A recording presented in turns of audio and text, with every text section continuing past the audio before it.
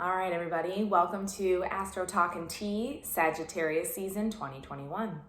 This season began on November 22nd and will run through December 21st. And today we're going to switch it up and do things in a little bit different order. I'm going to start with the practices that we can engage in to help us align more deeply with Sagittarius energy this season. So starting first with yoga, specifically yoga asana. You know, Sagittarius is one of the 3 fire signs of the zodiac. And so when we're practicing yoga asana this season, it's a great time for practices that are a little bit more fiery, more energetic, helping us to build and release heat in the body. Additionally, Sagittarius is connected to the hips in the body. So any poses that help to open the hips, that help to support not only the hip joint, but also kind of the muscles and tissues around that area would be really supportive to work on over the next couple of weeks. When we think about stones or crystals that we could work with this season, the first suggestion I have is Lapis Lazuli for 2 reasons. One, Lapis can aid us in learning, and Sagittarius season is all about education, higher learning, expanding our viewpoints with new information and new experiences. So like if you have different stuff that you're, reading or webinars you're doing or courses you want to take, if you're in school right now, Lapis could be a great stone to help with that. Additionally, Lapis helps us to connect with our inner truth and our inner authority. So if you've been having a little bit of trouble lately connecting in with that part of self and kind of knowing what is true for you, Lapis can also help in that particular situation. The second stone that I'm going to recommend is citrine, and simply I'm recommending this one because it can help to promote joy and optimism in life. And Sagittarius season is all about the fun and the merriment and feeling hopeful and excited. So I think if you are wanting to call a little bit more of that energy into your life, I recommend carrying a piece of citrine around with you during the day, maybe sleep with a little bit of it under your pillow. Something like that might be helpful. Looking at herbs for Sagittarius season, Sag is also connected to the liver. And during Sag season, it can be such a fun, festive party kind of time. And Sagittarius is definitely known for overdoing it, that the energy can be a little bit of too much. So for that reason, it can be too much alcohol, too much food, too much fun, staying up too late, whatever it might be for you. But that can sometimes, disrupt our normal body processes and throw us out of whack a little bit. So focusing on herbs that help to support the liver in its natural cleansing and detoxification processes is great. So herbs like milk thistle, dandelion's good, burdock root is excellent. I'm actually drinking burdock root tea because the grocery store near me has fresh burdock root right now. It must be in season, so it's kind of exciting, something a little different. But yeah, all 3 of those herbs could be great ones to think about for the next few weeks. Now, when we think about what should we all be doing during Sag season to help us get in the spirit of this energy, what we should be doing connects in very closely with all the big astrological stuff that's happening over the next couple weeks. So we're just going to dive into the astrology of it, and then what we should be doing and focusing on will become really clear as we talk through those things. So going in chronological order, the first big thing we come to, astrologically speaking, in this season is the new moon / solar eclipse in Sagittarius. This is going to take place in the very early morning hours of December 4th. In some time zones like Western United States, it's actually going to be late at night on Friday, December 3rd. So kind of either the 3rd or the 4th, depending on where in the world you live and what time zone you're in. So a couple general things. Number 1, this solar eclipse is going to be at 12 degrees of Sagittarius. So if you are familiar with your personal astrology chart and you know where 12 degrees is, make a mental note of that. We're going to circle back to that in just a minute here. But generally, solar eclipses, because they are new moons, it is more of a time where I recommend being internal, being quiet, getting in touch with your inner self. So if you can create space on December 3rd or 4th for meditation, prayer, quiet reflection somewhere, a little bit of a respite of calm during the day or the evening, I really recommend engaging in that, because that's going to help us. A new moon / solar eclipse is really the culmination of one cycle and the beginning of something new. So kind of having that quiet, reflective time helps us to honor that. Additionally, solar eclipses are interesting because they tend to bring external events to us in life. Whereas a lunar eclipse, the change and the release that takes place happens more internally. So people on the outside might not ever see the evidence of what happened to us and within us around a lunar eclipse, but a solar eclipse tends to be more external, more obvious situations or people coming to you to help you work through and play out this energy in life. So, astrologer Pam Gregory always says that the solar eclipse is active about a month leading up to the actual date of the eclipse and for 6 months after the eclipse. So again, depending on your personal chart, December 3rd and 4th may be eventful or it might be relatively uneventful, but certainly for each of us over the course of the next 6 months, this energy is going to play out in a particular way. Additionally, at every new moon, we always recommend setting intentions, but a solar eclipse is like a new moon on steroids, right? This is an excellent time for setting big intentions. And what do I mean by big intentions? I think I mean intentions that have really been in your heart and on your mind for a long period of time. Intentions that really speak to your soul. Intentions that maybe they're complex and multifaceted and you have no idea how on earth you could ever manifest that. So on a typical new moon, it's like you don't really even bother with it. But now's the time at this juicy solar eclipse to come back to those bigger intentions and to lay that down, to put that out into the universe, so to speak. So we think about what could you be setting intentions around? This is where we really hone in on the energy of Sagittarius and the themes that connect with that. Okay, so for example, you could set intentions around a new dawn of hope and optimism in your life. I certainly think after the last, 18 months, we probably could all use a dose of that in one form or another. Sagittarian intentions could be around the idea of bringing in more fun, more joy, more laughter into your life. And I know those might sound like small things, but those are small things that make a really big impact on our quality of life, in my opinion. You could set intentions around drawing in new experiences that help to open your mind and expand your perspective. This could be, new books, new people, new cultures, new locations, new food, whatever it is, anything that opens your mind and gives you a new experience and gives you a slightly new perspective would be great to call in at this time. You could set intentions around having faith in yourself. So Sagittarian energy is very much about finding our inner truth and kind of our inner authority, so to speak. So maybe you need to set some intentions around getting clear on what is your inner truth and how can you lean into that versus constantly needing external input and approval and those types of things. So intentions around belief in yourself. You could set intentions for long distance travel. You could set intentions connected to higher education and continued learning. You could set intentions around beliefs. And I think this one's really important. So I'm going to take a minute to hone in on this one specifically. So Sagittarian energy is very much about what do we believe? What are the philosophies that we use to guide our lives? And what are the philosophies that kind of form the overarching schema of our life that help us understand life's experiences and how they all fit and weave together, okay? So what's interesting is this is a solar eclipse, so obviously we're setting new intentions around that.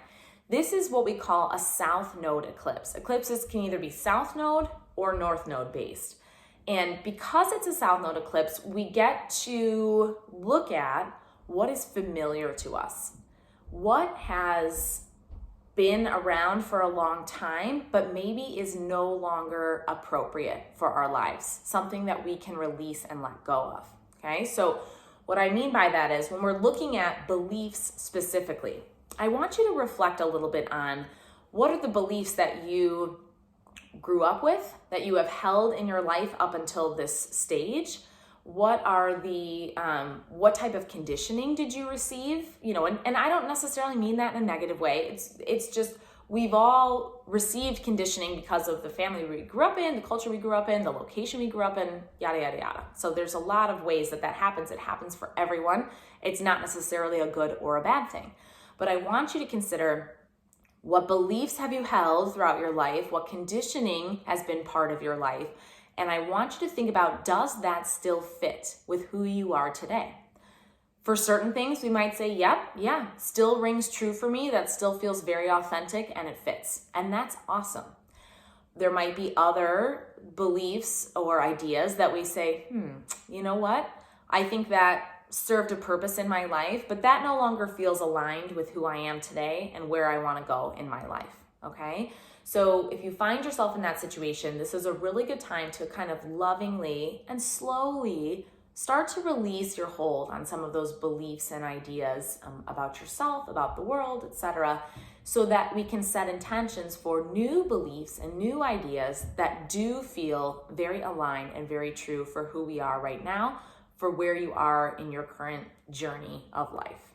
Okay, so looking more broadly, those are some intentions that you could consider setting that tie in with Sagittarian energy. Now, the second thing we can look at with intention setting is, where does 12 degrees of Sagittarius fall in your personal astrology chart? And that can give you a clue as to where this eclipse energy, what area of your life this eclipse energy may play out in, and also where you could set further intentions. So I'll give you an example. 12 degrees of Sagittarius falls in the second house, second section of my chart. So second house is all about what resources do I have? What resources can I build and create for myself? It's about, what do I value? It's about my self-esteem and my self-concept. You know, there's more to it than that, but those are some general major themes for second house. So I can further start to set intentions connected with any of those ideas.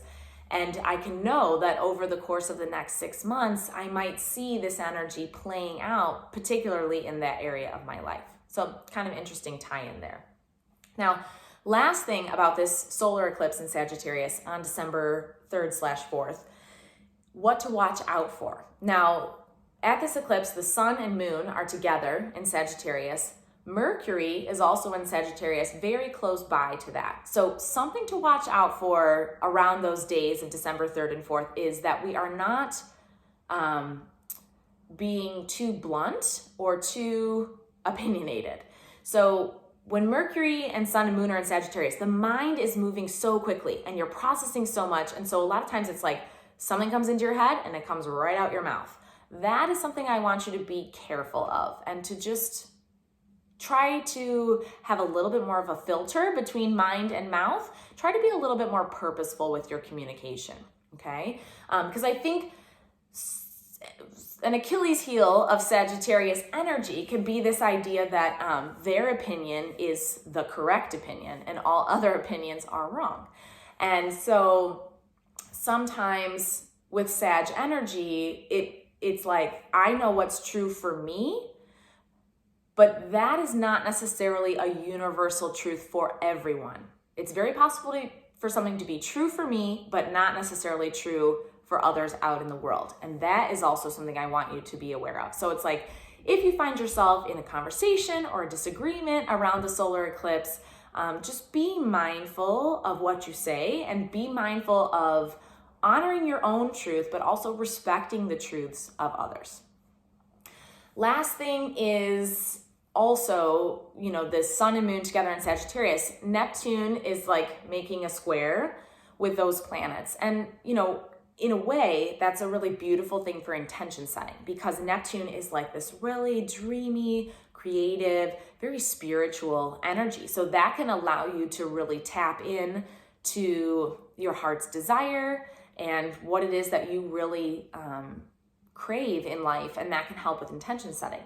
The downside of Neptune squaring the Sun, Moon, and Mercury is that it can make us a little bit unclear. So our thinking is not as sharp as it might normally be, and how I think that could play out, because it's Sagittarius energy, is again this idea that like you might not have all your facts straight, you might not have all your ducks in a row. So if you're going to approach a conversation that might be a little bit more challenging, just know that you just might not have all the correct information as you approach that. And so just be open to potentially revisions happening at a later time. So that is the solar eclipse, 12 degrees of Sagittarius, December 3rd/4th. Next big thing that we come to, chronologically speaking, in Sag season is the Venus-Pluto conjunction. That's going to happen on December 11th. So a conjunction just means that two planets look like they're right next to each other in the sky. So Venus and Pluto together in Capricorn. I'll talk more on this in the next video, but I think it's just going to be like a strongly desirous time. It could be a very amorous time as well. And when Venus and Pluto are together, specifically in Capricorn, I see that as strong desire for recognition, status, achievement, strong desire for money, for power, all of the things that might be considered more traditional symbols of success. Those might be things that we are really wanting to call into our life right now. And there is nothing wrong with that. We just want to make sure that it doesn't overtake us, or that those things don't become the end all be all for us, because there are many other ways to look at success and achievement besides maybe what some of the more traditional ways might be. Additionally, this one will be more potent if you have any planets between 25 and 27 degrees of Capricorn, Cancer, Libra, or Aries, okay? So if you do in your chart, be aware of this December 11th date. The Venus-Pluto conjunction is actually gonna happen 3 times. First time is on December 11th, second time is on Christmas, December 25th, third and final time for the year is March 3rd. So the last couple weeks of December, this energy might be more heightened. Also though, if you have any planets at 25 to 27 degrees of Taurus or Virgo, I actually think it could be a great time for business, commerce, potentially for relationships as well, just kind of depending on which of your planets might fall at that 25 to 27 degree mark. So something to observe in your own chart potentially. Last 2 things, and they're both happening on the same day at the very end of Sagittarius season. December 19th, we have the full moon in the sign of Gemini, and it's exciting because it's the last full moon of 2021. So this is really your opportunity to release, to let go. It's an opportunity to reflect and celebrate what has culminated, what peak experiences have you had this year, and to kind of wipe the slate clean and be ready to move into 2022 with fresh energy and fresh outlook. So, because this full moon is in the sign of Gemini, it is a great moon to connect with others, to socialize, and to be verbalizing and communicating your feelings.